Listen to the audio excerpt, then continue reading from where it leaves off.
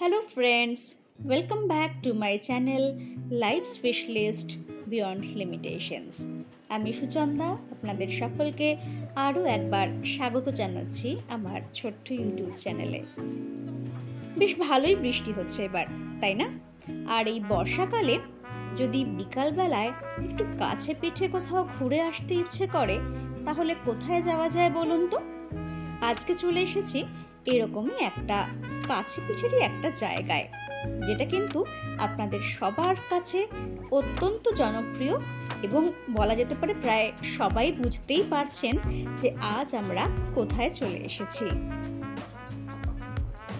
সেদিনও সকাল থেকে বেশ ভালোই বৃষ্টি হয়েছিল, সেই কারণে স্কুলে খুব বেশি স্টুডেন্টরাও আসেনি, তাই আমাদের খুব তাড়াতাড়ি স্কুল ছুটি হয়ে গিয়েছিল। আর স্কুল ছুটির পর আমরা 4 কলিগস মিলে বেরিয়ে পড়েছিলাম কোথায় বলুন তো? অনেকে হয়তো বুঝতেই পারছেন, বলেই দিই জায়গাটার নাম। আজকে আমরা চলে এসেছি বর্তির বিলে। বাংলার রূপ আমি দেখিয়াছি, পৃথিবীর রূপ খুঁজিতে যায় না আর। জীবনানন্দ দাশের এই কবিতার বাস্তব প্রতিচ্ছবি খুঁজে পাবেন এই বর্তির বিলে। সত্যি আমাদের বাংলার মাটিতেই এমন কিছু সম্পদ রয়েছে যা পৃথিবীর অন্য কোথাও খুঁজে পাওয়া অসম্ভব। আসলে বর্তির বিল হলো একটা জলা জায়গা। দূরে এক ফালি রাস্তা রয়েছে যদিও, আর তারও অদূরে রয়েছে স্থানীয় মানুষদের সারি বাঁধা মাটির আস্তানা। সব মিলিয়ে গ্রাম বাংলার প্রকৃতিকে প্রাণ ভরে উপভোগ করার জন্য এই স্থানটি আদর্শ। যদিও বর্ষাকালে যদি আপনারা এখানে যান, তাহলে আপনারা দেখতে পাবেন প্রচুর পাট চাষ হয় এই এলাকায়। আর সেই পাট চাষের পর সেই পাটগুলোকে পচানোর জন্য এই জলা জায়গাটিকেই ব্যবহার করা হয়। আমরা যখন সেখানে গিয়ে পৌঁছলাম, তো আমরা একটা টোটো রিজার্ভ করে গিয়েছিলাম সেখানে। টোটো থেকে নেমেই দেখলাম বেশ কিছু ছোট ছোট বাচ্চারা, যারা ওখানকারেরই স্থানীয় বাচ্চা, তারা জাল দিয়ে বা ছিপ দিয়ে মাছ ধরার চেষ্টা করছে।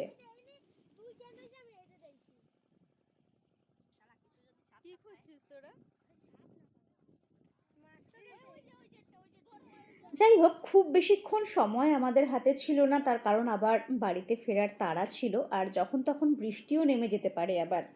তাই খুব বেশিক্ষণ সেখানে দাঁড়িয়ে থেকে আর মাছ ধরা উপভোগ করতে পারলাম না।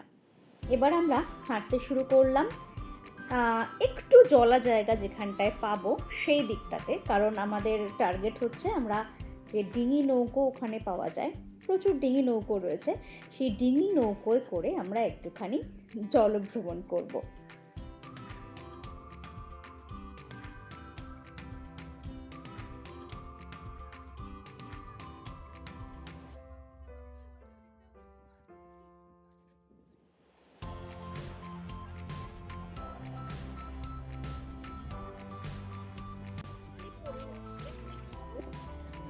সেখানেই স্থানীয় একটি ছেলের কাছে একটা খুব সুন্দর টিয়া পাখি ছিল।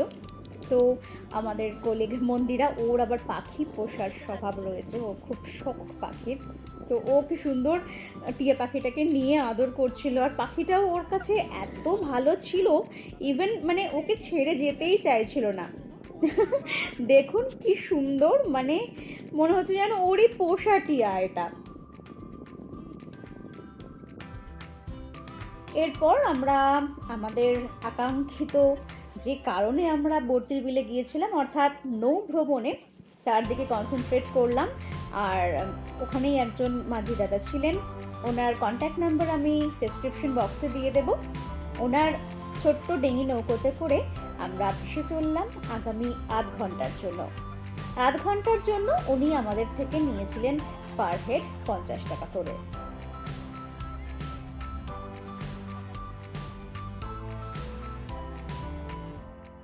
যদিও মাত্র আধ ঘন্টার জন্যই আমরা ডিঙি নৌকোতে চড়েছিলাম, কিন্তু ওই সময়টুকু আমরা এত উপভোগ করেছি যে মানে কি বলবো, মনে হলো যেন আধ ঘন্টা সময়টা একেবারে 5 মিনিটের মধ্যেই শেষ হয়ে গেল। সত্যি কথা বলতে এই বিকালবেলার টাইমটা বা ভোরবেলার টাইমটাই কিন্তু এই বর্তির বিলে নৌ ভ্রমণ করার একেবারে আদর্শ সময়। বিশেষ করে বিকালবেলায় বিভিন্ন রকমের পাখিদের দেখা মেলে এখানে। বর্ষাকাল ছাড়াও আপনারা চাইলে শীতকালেও যেতে পারেন, তবে বর্ষার একটু পরে পরে গেলে পরে এখানে যে প্রচুর শাপলা পাওয়া যায় সেগুলো আপনারা এই বর্তির বিলে দেখতে পাবেন। যদিও জানি এই শাপলাগুলো তোলা উচিত নয়, তবুও আমরা একটুখানি লোভ সামলাতে না পেরে শাপলা তুলেই ফেলেছিলাম।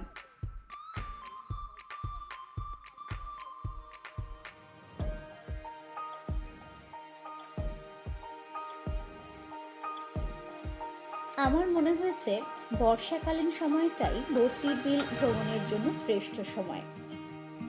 ভোরের আলোয় এবং পড়ন্ত বিকেলে বর্তির বিলের প্রাকৃতিক দৃশ্য দেখে আপনার মনে হতেই পারে যেন সম্পূর্ণ দৃশ্যটি কোনো ক্যানভাসে আঁকা দৃশ্যপট। তবে চাইলে আপনারা শীতকালেও যেতে পারেন, সেই সময় প্রচুর পরিযায়ী পাখির দেখা পেতে পারেন এখানে।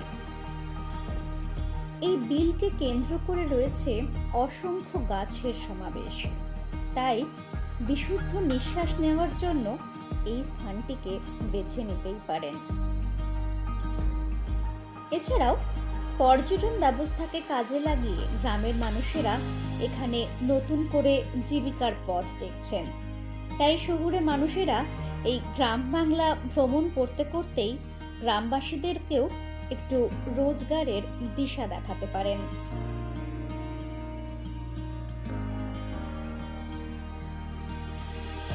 আমাদের ছবি আর ভিডিও তোলা তো যেন শেষই হচ্ছিল না। মানে সিরিয়াসলি ওইটুকু টাইম আমরা এত এনজয় করেছিলাম, এত ভালো লেগেছিল যে আমাদের মনে হয়েছে যে মাঝে মধ্যে বিকেলবেলার দিকে একটু সময় পেলেই আমরা চলে যাব বর্তির বিলে ঘুরতে। তবে আমার মনে হয় এরপরে যখন একটু শরৎকাল আসবে আর কি, দুর্গাপুজোর আগে আগে, ওই সময়টাতে এখানে ঘুরতে আরও ভালো লাগবে।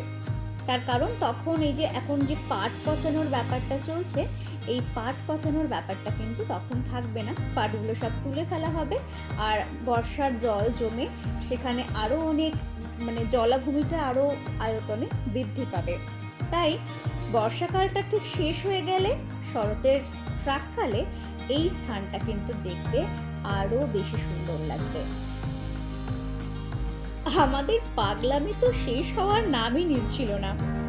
অনেকক্ষণ ধরে ঘোরাঘুরি করার পর আমরা ফাইনালি আবার ফিরে এলাম তীরের দিকে। আর সেখানে একটা ওয়াচ টাওয়ারও বানানো রয়েছে দেখলাম, তো সেই ওয়াচ টাওয়ারের দিকে একটু হাঁটতে হাঁটতে এগিয়ে গেলাম। কিন্তু ওখানে গিয়ে দেখলাম ওয়াচ টাওয়ারটা তালা বন্ধ করা রয়েছে, অর্থাৎ ওখানে কিন্তু এখনও ওঠার পারমিশন কারোকে দেওয়া হচ্ছে না। হয়তো ভবিষ্যতে এখানে কোনো টিকিট সিস্টেম করা হতে পারে, বা এটা হয়তো ওই ওয়াচ টাওয়ারটা শুধুমাত্র স্থানীয় লোকদের জন্যই ব্যবহার করার, সেটাও হতে পারে, ঠিক বলতে পারবো না। তবে আমরা যেদিন গিয়েছিলাম সেদিন কিন্তু ওয়াচ টাওয়ারে উঠতে পারিনি। বেশ অনেকটা অক্সিজেন নিয়ে, প্রাণ ভরে নিঃশ্বাস নিয়ে এবার আমরা আবার ফিরে চলেছি আমাদের ব্যস্ত জীবনের পথে।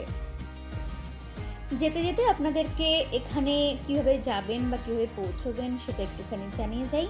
যদি ট্রেনে যান তাহলে শিয়ালদা থেকে আপনারা বারাসাতের দিক থেকেও যেতে পারেন, আবার ব্যারাকপুরের দিক থেকেও যেতে পারেন। যদি বনগা লাইনের দিকে ট্রেন ধরেন তাহলে বারাসাত লোকাল বা বারাসাত যাওয়ার কোনো ট্রেন, এবং যদি মেন লাইনের দিক থেকে আসেন তাহলে ব্যারাকপুর স্টেশনে নামবেন এবং সেখান থেকে কোনো অটো করে নীলগঞ্জ বাজার হয়ে আপনারা পৌঁছে যেতে পারেন বারবেড়িয়া গ্রামে।